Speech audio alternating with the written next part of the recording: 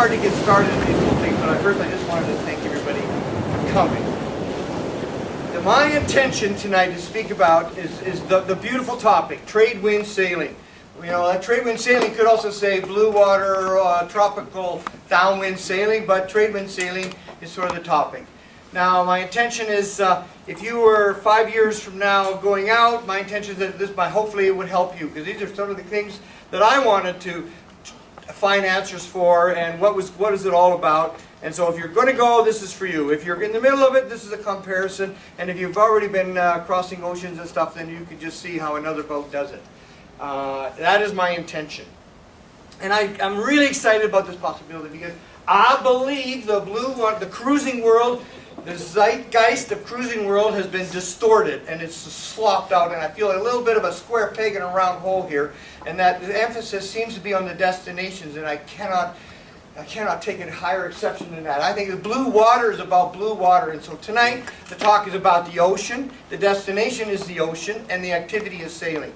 Enough cute little, you know, grass huts and sandy beaches and stuff. I love that stuff too, but you know what, if a guy was interested in beer, goes to a bar to drink beer, and if there's any food, then that's okay, but you're really going there to get drunk, right? You're there to drink beer. Food is a sidelight. And sailing, cruise water cruising, is about sailing, and it's all about what I'm going to try and get across, if I get my tongue organized, as to what's it like out there in the ocean and in the world that we create for ourselves in our own boats. That's what it's about. And if you happen to have a little bit of hors d'oeuvre, a little food and a bit of a party when you get to the shore, that's good too. It's like appetizers in the bar. But really, you're there to drink beer, and we're here really to sail boats across open ocean. And that's the dream. It's the blue water sailing part. Now, I've got a couple of caveats. Number one, first caveat is directed particularly so I don't lose the love of my son Eric and all the rest of you, and that I can be a little bit, maybe if it comes off a little harsh, I don't mean to be harsh, okay? If it's a little bit tough or, enough already, I'm sorry. But you know what, as I've said to Eric something a dozen times, and I say to my students, I apologize for a couple of words that come out of my mouth. That's always a never. Like I could say, you may consider the possibility you want to try to do it this way. Sometimes I decide, no, I don't have time for that stuff. I always do it this way, and we never do it that way. We do it this way, we don't do it that way. We'll talk about it later, because time is going by, we got too much to talk about. And tonight I got too much to talk about to be really politically correct. So, I'm not totally politically correct. Please forgive me, and don't try, as I say again, don't let the messenger screw up your entertainment or your education or whatever. That's me. Try to see past it. The words is just air coming out of my mouth. I'm trying to get to the point, but I got to get to. I got a lot of points to try and make. So look for a few pearls embedded in the chit chat. So that's the first apology for always and never, and it drives me crazy. Or forget it? That's not. No, I don't mean that. I mean, we might consider the possibility. No, I don't have time for that. So we're just going to tell you the way it is, right? Oh yeah, that's the first caveat. The second caveat, if I can just remember, like I'm trying to. Yeah. So the number one reason why I'm trying to say that is because it's all about respect.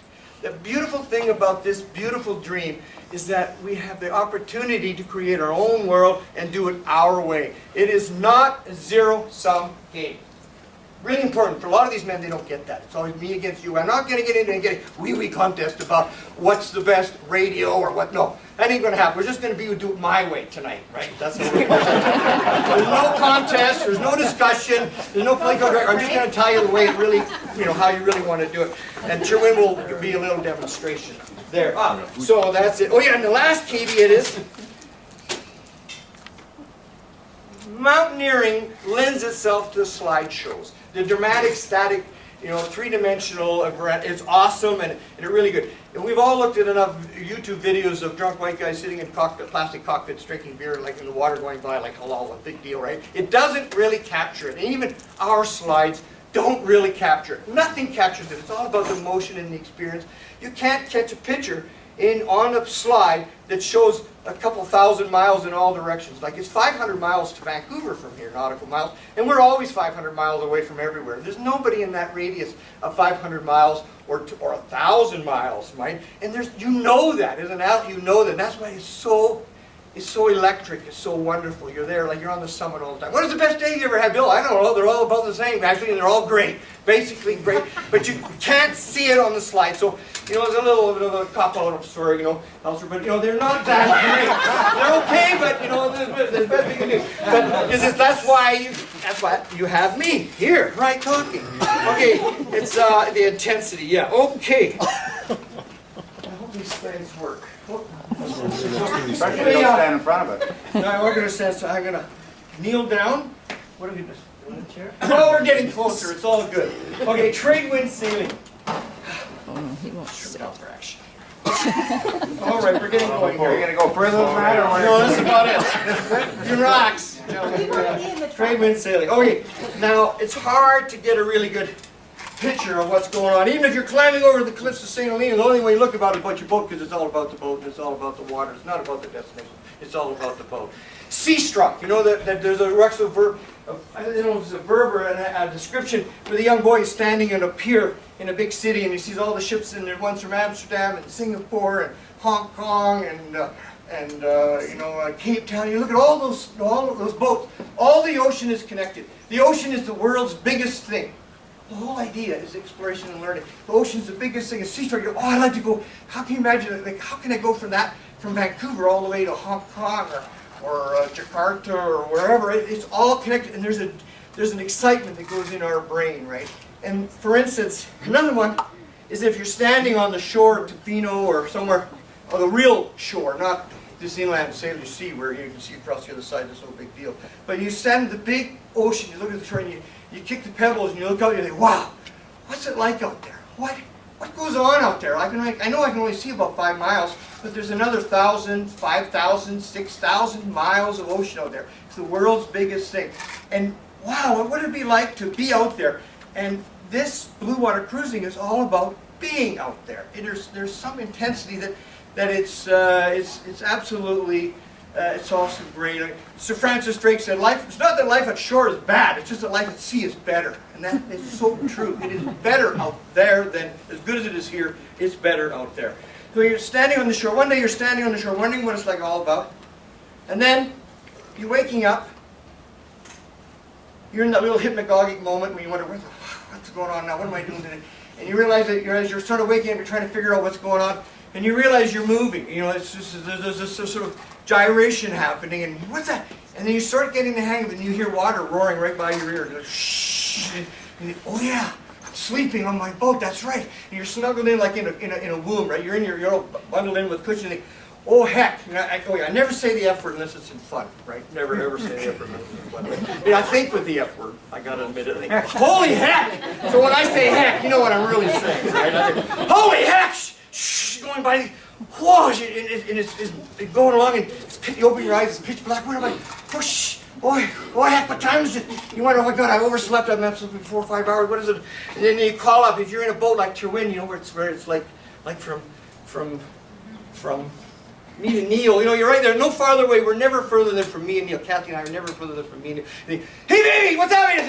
And you were like, oh, it's all good, dear. Oh, really? What's that? So you think, what's the numbers? How's it going? Anything is all good? Anything happened? No, nothing happened. Oh, good. Anybody coming? No, nobody's coming. Oh, good. What are the numbers? Oh, we're doing 6.2, and the wind's still, 13 apparent, and we're still 130 degrees off. Oh, that's good. That's good. Any clouds? No clouds. Oh, good. Okay. Then you don't walk up. You walk. You climb your way up. There's four steps. 1, 2, 3, 4, and then 4 up, our companionway up, and then you're in the other world. You're in one world, you're in the other world. Now you're in the cockpit, and you can sense it. It's all happening, right? It's all going pitch black, can't see doggone thing. We live day by day at land, and at night we sail night by night. The friggin' nights go on forever. Absolutely forever. The days go by like that. So really, you're only living a half life on shore here. Right? You're missing the wild stuff, because it's way wilder in the middle of the night than it is when you can see what's going on.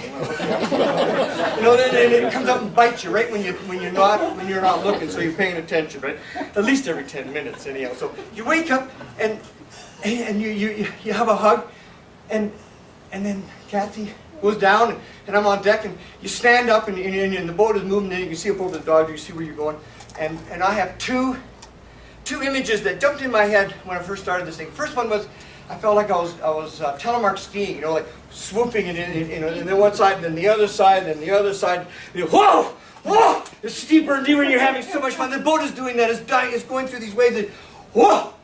whoa, and it just has this dynamic stability that you don't have it anywhere else on land, I'm sorry. And not all of us are terrific telemark skiers, me included. It's only happened a few times and you actually had it when it all, it's better than you know what. That's what it is. It's better than, and the boat is doing it for like forever, right? Oh, it's so awesome. That's the first image. And the second image, where this came from, I have no idea. I'm standing there, you're hanging on, right? You don't stand there, you're hanging on. And I felt like I was a Roman charioteer charging across the plain right into the heat of battle, and there's just clash. You know, they say battle is like the most wild thing going. You know, it just goes. There's a thing of like, and it goes on for hours. You're like, holy heck! You know what I'm saying? Holy heck! And then this year, I found on the YouTube, go look at a drop of Nelson's blood. Anybody got that one? The drop of Nelson's blood, the sea shanty? Go home and look up the drop of Nelson's blood. It's this fantastic sea shanty. There's talking about, you know, like I can't say it because I know it's sing too good, but it's talking about the analogy is that the boat is like a chariot charging across the thing. I'm not the only one. They've been thinking that for like several hundred years. Guys have been thinking on a goddamn chariot. It's just roaring through the waves, right? And none of these pictures will show you that, and none of it, right? They just don't go. We got one that comes close, but not really. And then finally, you know, the sun comes up. Kathy loves the night because, you know, there's the stars and there's the moon and the clouds and all that crap. It makes it, I like kind of like the day, like kind of a day guy. So anyway, when the day finally breaks, and then you see the beauty, just like every other buddy. Is that thing in focus? It's like every other. So boring unless you really like curves. Now look at the curves here. This is totally beautiful. This is totally beautiful. You can see the boat's heeled over a little bit, and there's a little bit of white water going on. We're running because we're always running. You know, I'm going to tell you the difference between there and here. You're always running, and so that's not the mainsail. You can see the mainsail flaked away on the mast. Mainsail, you're going to hear later on, but in case they don't get there, is not the mainsail. Number one pearl. Mainsail is not the mainsail. Secondary. There it is. There's the triple reef main, which is actually the trysail. Then you can see a little bit of flashy color. That's the storm staysail. And beyond that is the roller furling jib. And it's all furled in because we're charging along. And the curves are beautiful. Every single line, every single curve, the whole thing is all under our control. There's no garbage. There's no, you know, news and crap. Everything you see is what it directly relates to you, and you're in charge of it. And there's just some, once again, it's the intensity of the whole thing. For a little change, sometimes you run. That was broad reaching. And then now here we are running.